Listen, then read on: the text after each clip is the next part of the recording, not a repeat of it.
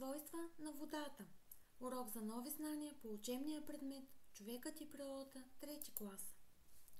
Настоящият урок цели обогатяване на знанията за телата и веществата чрез запознаване с характерни свойства на водата на базата на опити и наблюдения. Цели да се разкрие значението на водата за живата природа, да се дадат знания за основните замърсители на водата, да се изгради отношение към необходимостта от опазване на чистотата на водата.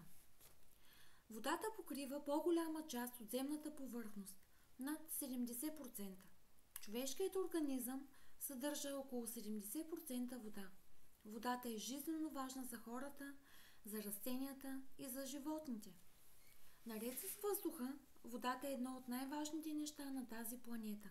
Благодарение на тях съществува живот на планетата Земя.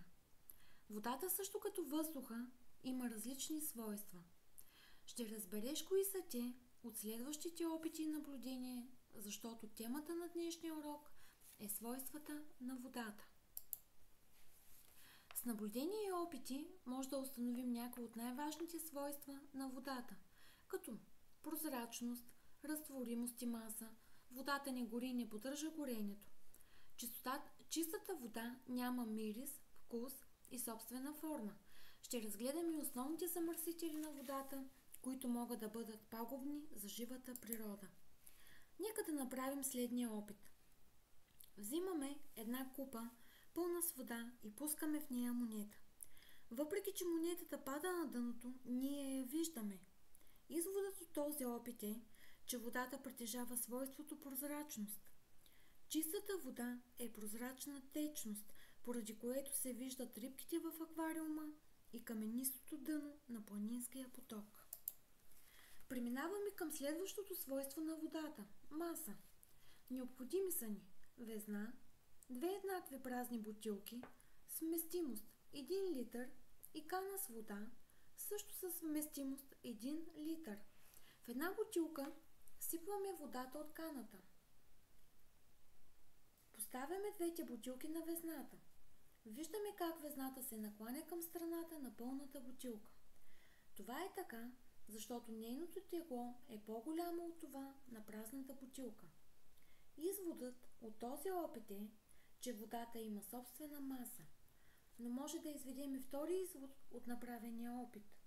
Първоначално водата в каната е с формата на каната, но при сипването й в бутилката тя придобива формата на бутилката, при което стигаме до извода, че водата има постоянен обем, но няма постоянна форма. Тя е променлива. Със следващия опит ще определим дали водата поддържа горенето.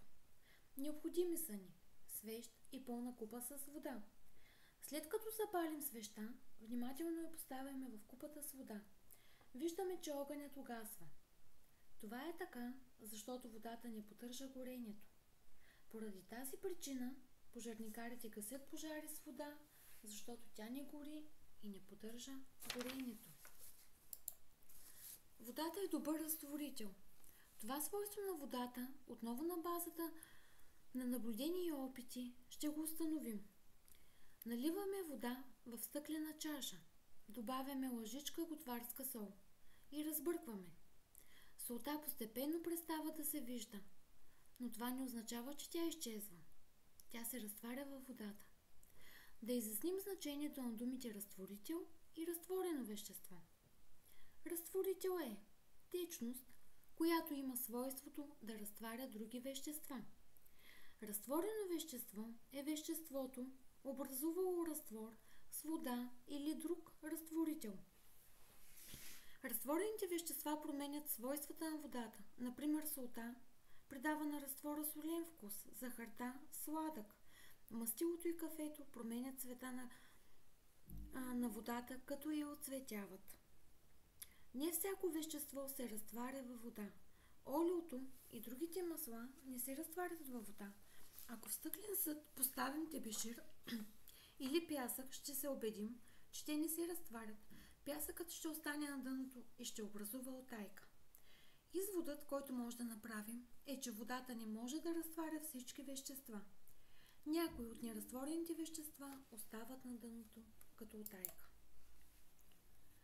Водите на реките, езерата и другите водоизточници се наричат природни води. В природните води са разтворени различни вещества. Някои от тях са необходими и полезни за живите същества. Рибите дишат разтворения във водата въздух и ако водата е замърсена, те умират.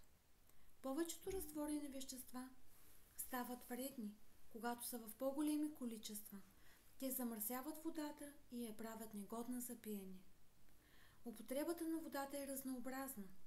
Например, чрез водата растенията и животните получават част от необходимите за тях хранителни вещества. Благодарение на това, те продължават своето развитие. Водата е важна и за човека. Ние си набавяме необходимото количество чрез напитките и храната, които приемаме. Също така, използваме водата и за поддържането на хигиената на нашето тяло и домакинството.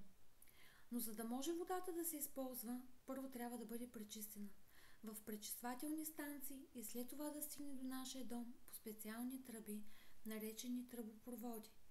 Водата е изключително важна за съществуването на всички живи организми. Затова я пазете чиста и не изхвърляйте отпадъци в нея.